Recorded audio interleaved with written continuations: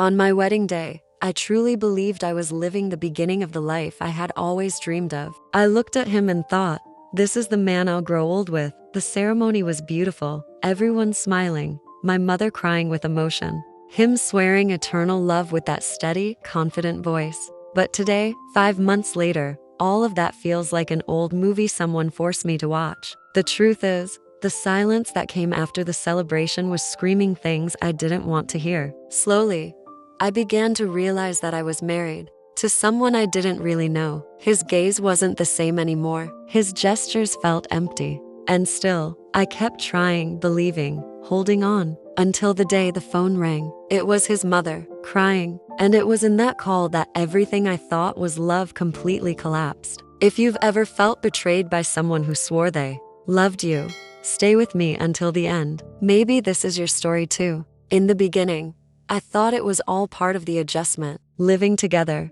sharing routines, dealing with the silence of someone tired after a long day. I tried to convince myself of that it was normal, that every couple goes through a transition at the start of marriage. But something inside me was already whispering that this wasn't just tiredness. It was distance, a distance that had no clear reason, but still hurt me. I remember the first time I felt something was wrong. We were in the living room watching some random movie. I tried to rest my head on his shoulder, and he moved slightly, as if my touch bothered him. It was a subtle movement, almost unnoticeable, but I felt it. His body was pulling away. So was his heart. Still, I stayed there, pretending nothing had happened. Deep down, I already knew I was clinging to the leftovers of a love that was no longer whole. Another time, while he was showering, his phone buzzed on the kitchen table. It was a message notification, but it didn't show the content. Just a contact saved with initials, the kind you don't want to be recognized at first glance. My heart raced. My hands went cold. I wanted to look, but I couldn't. Something inside me screamed it was better not to know. And at the same time, I felt like a coward for pretending I hadn't seen it. He came out of the shower, picked up the phone, read the message with a slight smile, and kissed my forehead. I wanted to ask who it was. I wanted to know the reason for that smile, but I just managed to smile back, pretending I felt safe when all I felt was fear. On another day, I noticed he always kept his phone face down. Before, that was never a problem. He used to leave his phone anywhere, unlocked, carefree. Now, he took it even to the bathroom, answered calls in the car, always with the window up. One time, I got home early from work and found him on the couch, wearing headphones, speaking softly. When he saw me, he immediately hung up and said it was a work meeting. But it was Saturday, and he was off. I just nodded and went to the bedroom. I felt more and more like a stranger in my own home. I started wondering if I was going crazy. I looked in the mirror and tried to find flaws in myself that could explain his distance. Was I less interesting? Less attractive? Was it my fault? I wanted to believe it was, because that hurt less than thinking the man I loved was hiding something from me. One random night, we had dinner in silence. I made his favorite dish, set the table with care, just like I did during our early dating days. But he ate quickly, said he was tired, and went to bed. I stayed there alone for a while, staring at his empty plate and feeling a lump in my throat. The food didn't matter anymore. His presence, the way it was, hurt more than if he had left completely. And I kept pushing through the days, making excuses for his indifference. He's just stressed, I'd say. It's just a phase, it'll pass. But phases have beginnings, middles, and ends. And that coldness only grew. There was a weekend when he disappeared. Said he was visiting a sick cousin, but didn't take me with him, didn't message me. When I asked why he didn't answer my calls, he said he had no signal. But the next day, his phone was full of stories from different places. I was speechless. And once again, I swallowed the pain so I wouldn't be seen as dramatic. The truth is, I felt ashamed of loving alone, ashamed of settling for so little. I cried hidden in the bathroom, in the car, in the bedroom while he slept. But I always dried my tears before he could see. I didn't want to seem weak, but the truth is, I was already weak. Inside, I was falling apart more and more each day. My friends asked if I was okay, and I replied with an automatic smile. His family still treated me kindly, and that confused me even more. How could everything around seem so normal when I Felt like I was dying inside? The answer came later, but at that time, I only had questions. I refused to see the obvious, because the hope that he still loved me was the only thing holding me up. I clung to that hope with all my strength, even when it was already broken. It still hurts to remember how I erased myself trying to hold on to something he had already left behind. I was married to a man who no longer saw me, but the cruelest part of it all is that he pretended he did, pretended he was still there. And that pretending, that silent lie, destroyed me more than any scream ever could. And even with all of that, I kept trying, because loving sometimes makes us blind. And I was completely blind until the day the truth was thrown in my face. But that, I only found out in the call that changed everything. It was a Tuesday, just a regular Tuesday. I had spent the whole day at work feeling off, tired, anxious, disconnected. Nothing dramatic had happened, but I had that sinking feeling in my chest, like something inside me was crumbling little by little. When I got home, he was already on the couch, phone in hand, scrolling like the world outside that screen didn't exist. I greeted him with a soft smile, kissed his cheek, and asked how his day was. He just shrugged and said, "Same as always." That was it. No, how was yours? No hug, no warmth. Just those 3 cold words. I went to the bedroom and sat on the edge of the bed, staring at the floor. My chest felt tight. My eyes were burning, but I held the tears. I didn't want to cry again. Not in front of him. Not for someone who wouldn't even look at me properly anymore. I changed clothes, went to the kitchen, and started preparing something for dinner. Nothing fancy, just something warm to fill the silence between us. When it was ready, I called him. He didn't answer. I called again, louder this time. He finally looked up from his phone and said, "What?" I told him the food was ready. He walked over without a word, sat down, and started eating. No, thank you.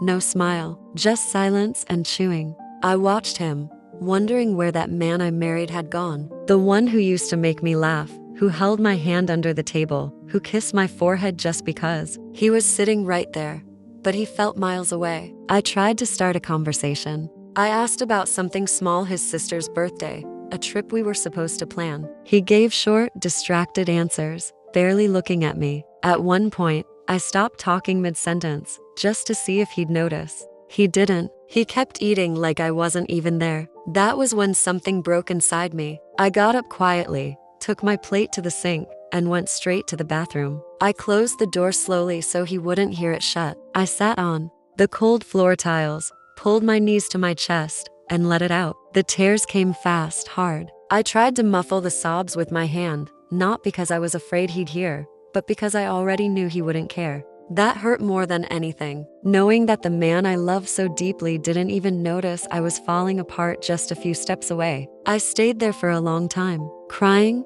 breathing, breaking. I thought about leaving that night, about packing a small bag and going to my mother's or a friend's house. But I didn't, not because I believed he'd come after me, but because I was afraid that he wouldn't. I got up, washed my face, stared at my reflection in the mirror. My eyes were red, my face was pale, but I forced a neutral expression. I didn't want him to ask questions, not that he ever did, but I didn't want to give him a reason to justify pulling away even more. I opened the door and walked back into the living room. He was back on the couch, watching TV. Same position, same distance. He glanced at me briefly and asked, "Are you okay?" I almost laughed. It was the first time in days he had asked me that, but the way he said it was empty, like asking out of obligation. I nodded and said, "Yeah, just tired." He didn't press further, didn't move, didn't reach for me, just nodded and turned back to the screen. I sat on the other end of the couch. We stayed like that for hours, silent, cold, 2 strangers pretending to be married.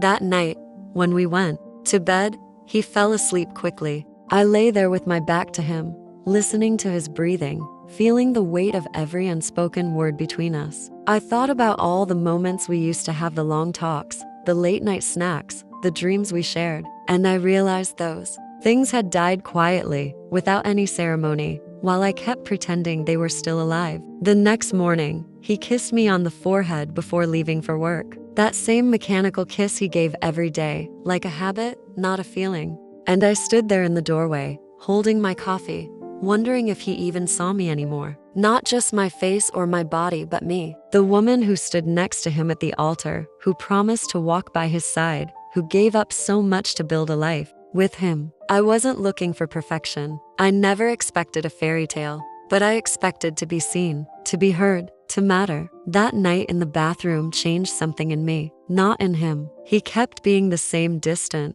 absent, cold. But something in me stopped believing the excuses I kept repeating. I stopped saying, "He's just tired." I stopped pretending that silence was peace. It wasn't. It was screaming. It was abandonment wrapped in quiet gestures and fake normalcy.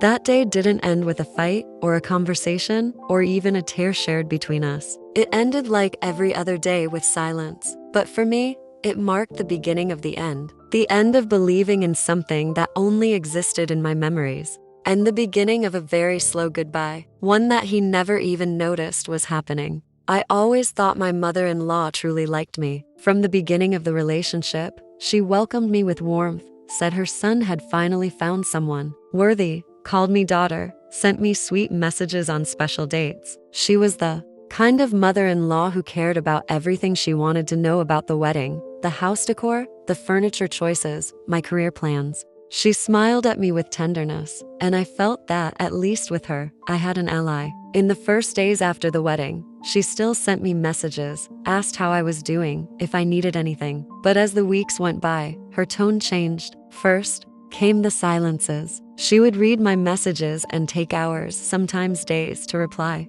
Then came the short responses, a "doing fine, dear," with no emojis, no questions, no warmth.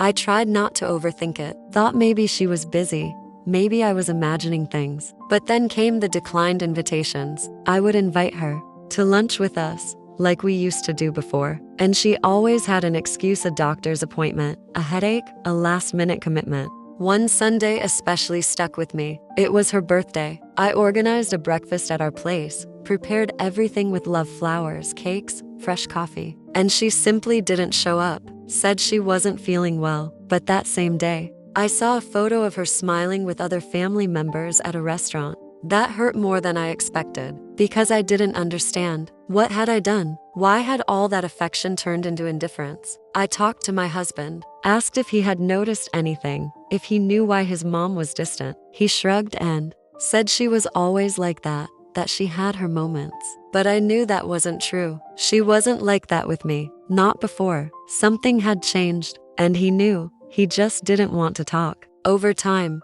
I began noticing other things. One day, I ran into her at the market. I went to hug her and she looked away, as if embarrassed. Said she was in a hurry, needed to go, left quickly, like someone trying to avoid any conversation. That stayed in my mind for days, because that wasn't just being in a rush. That was guilt. And guilt only exists when there's something you know. I started wondering if she was avoiding me because she knew something I didn't. And that thought consumed me. I tried sending a more direct message, asking if everything was okay between us. She replied with a "of course, dear," but I felt it was just formality. I no longer felt any truth in what came from her, and that left me lost. Because part of me wanted to believe it was just in my head, but another part already knew. There was a secret there, a silence she carried to protect not me, but him. My husband kept acting like everything was fine, but every time I mentioned his mother, he changed the subject. One night, he got home from work and said he had stopped by her house. When I asked how she was doing, he just said, "She's fine." That was it. No details, no mention that she asked about me. I stayed silent, but inside I was screaming, because the truth was getting closer, even if no one had the courage to tell me. Until one afternoon, while I was doing the dishes, the phone rang. It was her number, and my heart raced. I answered and said hi with a lump in my throat. On the other end, she was crying, just crying. It took a few seconds for her to say anything, and all that came out was, "I'm sorry for staying silent." I was speechless, completely in shock. She didn't say much more at that moment, just kept crying and repeating that she didn't know how to tell me, that she had tried so many times, but her son wouldn't let her. And in that instant, I felt my world collapse, because I understood, even without her saying it clearly, that there was a truth hidden from me since before the wedding, a truth she knew and carried with pain. I hung up the phone with trembling legs. I stood there, frozen in the kitchen, hands still wet, chest in ruins. That was when everything started to make sense. Her withdrawal, the silence, the guilty look at the market. She stayed silent out of love for her son and fear of destroying my illusion. But what she didn't know is that illusion had already been in pieces for a while. That was when everything shifted, when I realized it wasn't madness or exaggeration. I really was being deceived. I just didn't know yet how deep that lie went. And it's hard to explain the pain of discovering that the person beside you, smiling at the altar, was already hiding secrets in that exact moment. I just wish someone had told me sooner. If you've stayed with me this far, if this story touches some part of your soul, subscribe to the channel, because telling this doesn't heal me, but it eases the weight. And maybe by telling, I can find other women who also tried to love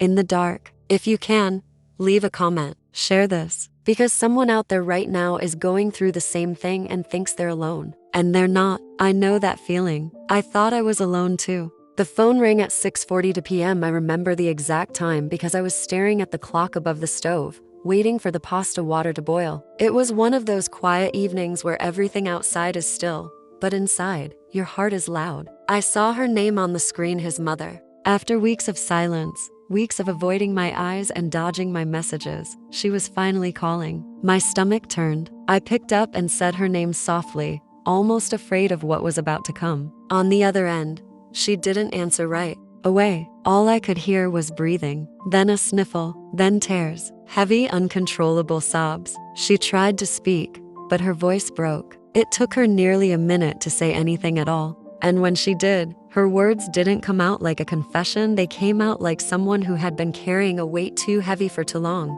"I'm so sorry," she said, over and over again. "I should have told you before. I tried.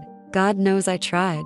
I didn't say a word. I just stood there, frozen, one hand gripping the edge of the counter, the other holding the phone like it might burn me. "He asked me to stay quiet," she whispered. "He made me promise." I closed my eyes. My heart was pounding so loud I could barely hear her. But I knew, deep down, that this moment was the beginning of something I couldn't undo. She went on slowly, telling me things in pieces, as if every truth she spoke cracked something in her too. He had been with someone else, for months, long before the wedding, maybe even before the proposal. Someone he claimed was just a mistake, but someone he never really left behind. She found out when she saw messages by accident. She confronted him, begged him to tell me, told him it wasn't right to keep building a life on top of a lie. But he refused. He told her that it was over, that he wanted to marry me, that bringing it up would ruin everything. And so she stayed silent, out of fear, out of loyalty, out of love. But the guilt, it never left her. She told me she had cried during our wedding, not because she was happy, but because she felt like she was watching me walk into a trap. A beautiful, decorated trap. I couldn't breathe. I couldn't speak. Every word she said felt like a knife sliding deeper into my chest. I remembered the way he looked at me during the ceremony, the vows, the dance, the first night in our new home. All of it. Was it all just a performance? How could someone kiss you like that, hold you like that, and still hide such a betrayal? My knees gave out. I slid to the kitchen floor and stayed there, the phone pressed to my ear, listening to her cry on the other end while my world shattered in silence. She kept saying she was sorry, that she never wanted to hurt me, that she thought maybe, just maybe, he had changed, that maybe he'd grow into the husband I deserved. But she knew. She always knew. And now, so did I. After she hung up, I sat there in the dark, pasta forgotten on the stove, tears soaking my shirt, heart hollow. Hours passed. I didn't move. I replayed every moment of the past months in my head. The distance, the lies, the unanswered questions.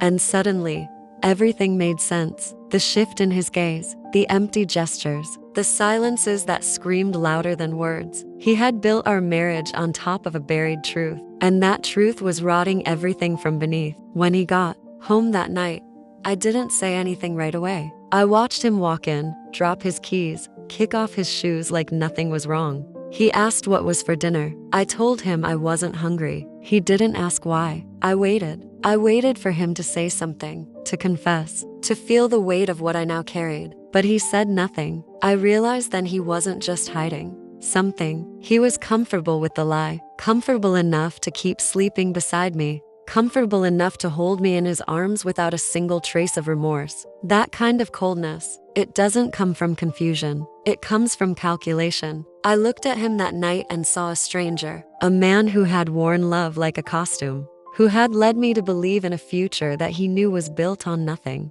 And what hurt the most wasn't the betrayal itself, but the fact that I had given him every part of me, while he gave me only the pieces he chose. I didn't confront him that night, not yet. I needed time. Time to understand what I would do with the truth. Time to process the fact that the person I had married never truly existed, not the way I believed. And I knew I had to be careful. Because when someone is capable of lying so deeply, you never really know what else they're capable of. That night, lying beside him in bed, I stayed awake, listening to his breathing, feeling the cold wall of silence between us. And I knew, from that moment on, nothing would ever be the same again. The first night after the call, I lay beside him in bed and realized I had never felt so alone in my life. He slept like nothing had changed, his body warm, his breathing calm, mine cold and hollow. I stared at the ceiling, trying to understand how someone could sleep so peacefully next to the person they had betrayed. I wondered if he ever looked at me and felt even a flicker of guilt, or if the lie had become so routine that he didn't even see me anymore, just the version of me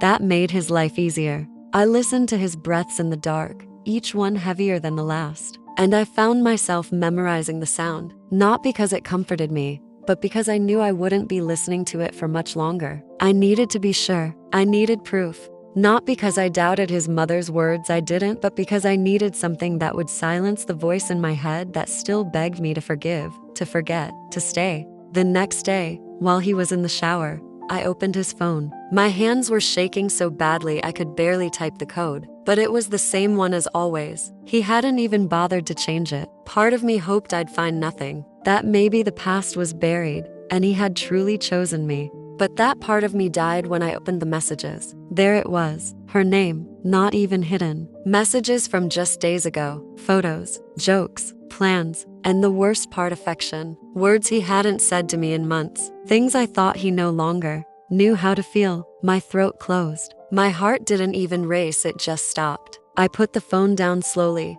walked to the kitchen, and threw up in the sink. I didn't cry, not right away. I just stood there, my body numb, my soul floating above me, watching everything collapse from a distance. When he came out of the bathroom, I looked at him like it was the first time I was seeing the truth. He kissed my cheek, asked if I was okay. I said I had a headache. He told me to rest and went to work, just like that, as if we weren't living on top of a lie. That night, I didn't sleep. I turned my back to him and stared at the wall. I kept asking myself when exactly the shift had happened. When had love turned into a routine? When had routine become silence? And when had silence become betrayal? I realized I had memorized the feel of his skin, the smell of his neck, the way his fingers brushed mine in the dark, but none of it felt like mine anymore. I was sleeping next to a man I no longer knew, a man who had kissed another woman while I was planning our wedding, who had come home to me with lips that didn't belong to me. I began to notice how empty the little things had become. The good morning kisses, the quick hugs, the lazy Sunday cuddles. It had all turned into performance, habit, survival, and I hated myself for still craving those moments, even knowing what I knew. Some nights I would cry in the bathroom and come back to bed pretending I had just brushed my teeth. He never noticed the redness in my eyes, or if he did, he never asked. And that told me everything, because love pays attention, love feels, love sees. And he didn't see me anymore, or maybe he just didn't want to. I thought about leaving so many times. I would imagine myself packing a bag, walking out the door, never looking back. But then I would think of my wedding dress, my vows, my mother's tears at the ceremony, the friends who told me how lucky I was, the life I had built in my head, and I'd freeze. Because grief isn't just about losing a person, it's about losing the version of yourself that believed in them. One night, I lay beside him and whispered, "Do you still love me?" He was half asleep. He mumbled, "Of course I do," and turned away. And in that moment, I knew it wasn't love. It was comfort, familiarity, guilt maybe, but not love, not anymore. I was sharing a bed with a ghost, a memory a version of someone who once made me feel safe. And now, all I felt was fear. Fear of staying, fear of going, fear of waking up 10 years later and realizing I had wasted my life waiting for someone who was never really mine. The betrayal wasn't just in the cheating, it was in the silence, in the way he watched me unravel and said nothing, in the way he held my hand while hiding the truth behind his back. I knew I had to leave. I knew it in my bones. But leaving someone you once loved feels like trying to unlove a part of yourself. It's like tearing away skin that no longer fits but still bleeds when you pull it. So I stayed for a little longer, not because I forgave him, but because I needed to gather the pieces of myself before I walked away. I needed to remember who I was before him, before the lies, before the silence, before the bed turned cold. I slept beside him every night with the truth burning inside me, waiting for the right moment to become free. After months of silence, lies, and empty nights, I finally faced the truth staring back at me in the mirror. The woman looking back was tired, broken, but also stronger than I ever imagined. The betrayal had stripped away the illusions, but it couldn't take away my will to survive. I realized that love isn't supposed to hurt this much. Love isn't supposed to make you feel invisible in your own home. And most of all,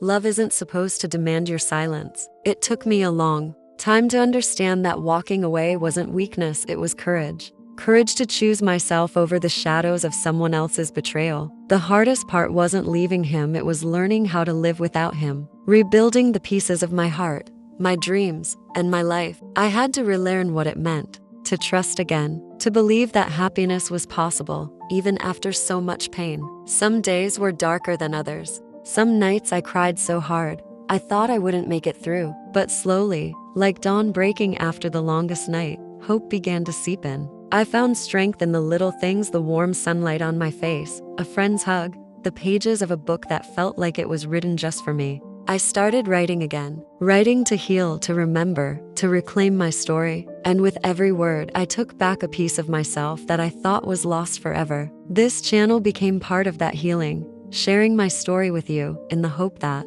no one else feels as alone as I did. If you've been here with me, listening to every word, please consider subscribing. Because these stories deserve to be heard, to live on, to help others find light in their own darkness. And if you feel moved, leave a comment, tell me your story, or just share what you felt listening to mine. Together, we preserve memories that might otherwise be forgotten and give voice to those who have suffered in silence. And if you want to keep walking this path with me, there are more stories waiting for you in the playlist. The link is in the description and pinned comments. Each story is a piece of the truth, a piece of hope. You're not alone. We're in this together, one story at a time.